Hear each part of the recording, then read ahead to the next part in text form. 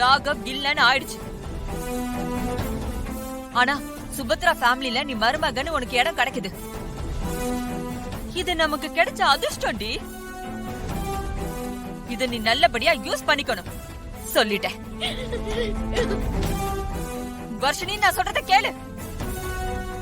இதுக்கு மேல நீ ராகவ நினைச்சிட்டு இருக்கிறதுல கொஞ்சம் கூட அர்த்தமே இல்ல. ஏய், அவன் தான் இல்லன்னு ஆயிடுச்சுல. வர்ஷினி, யதார்த்தத்தை புரிஞ்சுக்கிட்டு அவனோட சேர்ந்து நல்லபடியா குடும்பம் நடத்த பாரு. இல்லன்னு வச்சுக்க, உன் அம்மாவை உயிரோடவே பார்க்க முடியாது.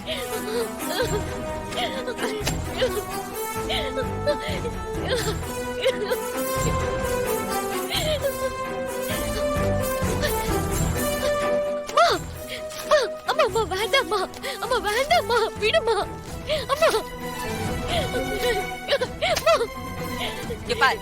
முடிச்சு போன விஷயத்தை திரும்பி கிளறிட்டு இருக்காது.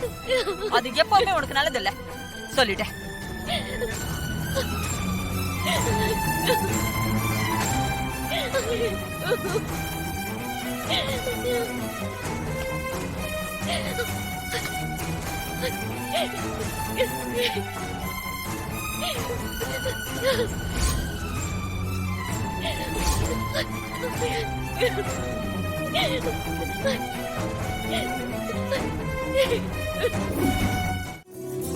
வா சுபத்ரா. ஐயா வாங்க. புடிங்க. இதுல தாலி செய்யறதுக்கு தங்கம் இருக்கு. சரிங்க. நல்ல நேரம் முடியறதுக்குள்ள சிறப்பா செஞ்சு கொடுத்துருங்க. நல்லா பார்த்து பண்ணி கொடுங்க. சரியா? வாங்க கொடுங்க. வீட்லயே தாலி செய்யறது நல்ல விஷயம் தான்.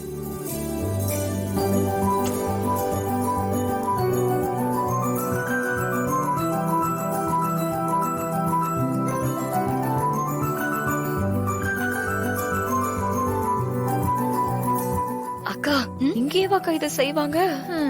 எங்க அண்ணி அப்படிதான். பெரிய கடையில எல்லாம் போய் எடுக்க மாட்டாங்க. கஞ்ச பிசுனாரி. இவங்களதான் கூட்டிட்டு வந்து தங்கத்தை கொடுத்து செய்யன்னு சொல்லுவாங்க.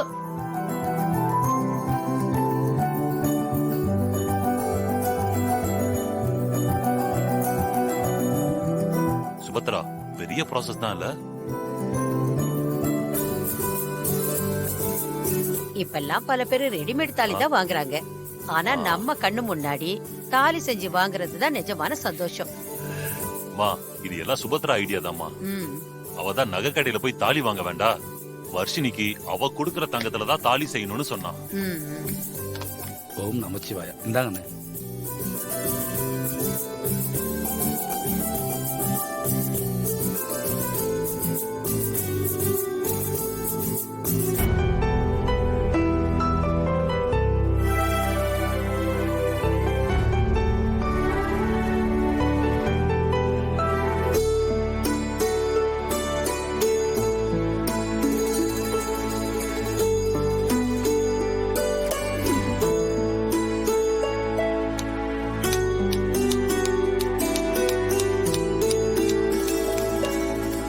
செஞ்சு முடிக்க போறாங்கன்னு நினைக்கிறேன். ஆமாங்க.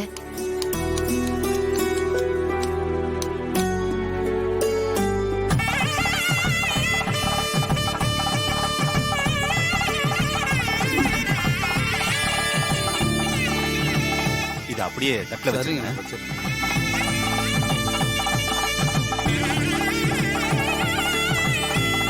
முடிச்சிட்டாங்க போல. முடிச்சதுங்களா? அம்மா இந்தாங்கம்மா. நல்ல நேரத்துல தாலி செஞ்சாச்சு. நிறைஞ்ச ஆயுளோட நிறைவான ஆரோக்கியத்தோட என்னைக்கு சந்தோஷமா இருக்க அந்த கடவுள் உங்களுக்கு துணை இருக்கட்டும். நன்றிங்க. ரொம்ப ரொம்ப சந்தோஷம். இந்தாங்க.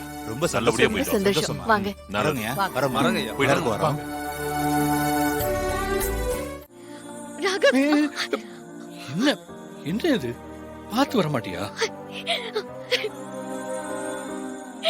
என்னை விட்டு போயிடாதீங்க ராகவ்.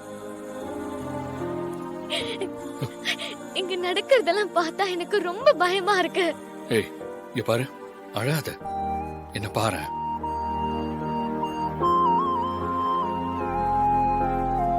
இந்த கல்யாணத்துல இருந்து எப்படியாவது என்ன காப்பாத்திருங்க. வர்ஷினி, பதட்டப்படாத. நமக்கு விஷாலும் இசையும் கூடவே இருக்காங்க. அவங்க எப்படியாவது அசோகை கண்டுபிடிச்சு கூட்டிட்டு வந்துருவாங்க. இந்த கல்யாணத்தையும் நிறுத்திடுவாங்க. நீ எதுக்கும் பயப்படாத. எப்படி என்னால பயப்படாம இருக்க முடியும்? ஒருவேளை அவங்களால அசோக்க கண்டுபிடிக்க முடியலனா, அப்படி ஏதாவது நடந்துட்டா என்ன பண்றது? நீ பாரு வர்ஷினி, இந்த கல்யாணத்தை நிறுத்த முடியலனா, ஒருவேளை அந்த மாதிரி ஏதாவது சிச்சுவேஷன் ஆயிடுச்சுன்னா எதை பத்தியும் யோசிக்காம நான் உன் கழுத்துல தாலி கட்டிடுவேன். புரியுதா? நீ எதை நினைச்சு கவலைப்படாத. உனக்கு நான் இருக்கேன். நீங்க இருக்கிற தைரியத்துலதான் நானும் இருக்கேன். இப்பார், என்ன நம்பு, உனக்கு நான் இருக்கேன். ஸ்ரீஜா, என்ன பாத்துட்டு இருக்க அங்க? வாங்க. ஹே, வர்ஷினி வீட்ல ராகுவுக்கு என்ன வேலை? அதுவா?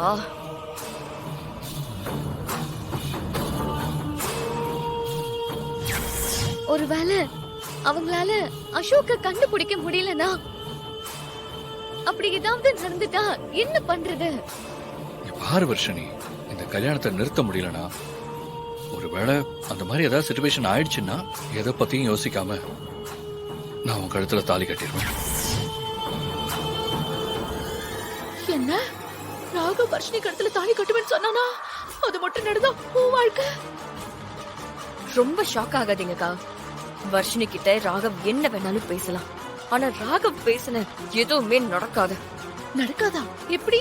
அப்படின்னா ராகவ கடத்தி யாருக்கும் தெரியாத ஒரு இடத்துல மறைச்சு வைக்க போறேன். அப்புறம் எங்க இருந்து ராகவ் வர்ஷினி கல்யாணத்துக்கு வருவான் சொல்லுங்க? ராகவ் வரலனா வர்ஷினி கழுத்துல யார் தாலி கட்டுவா? அப்பாடா, இப்பதான் எனக்கு நிம்மதியா இருக்கு. நீ கெட்டிக்காரி ஸ்ரீஜா.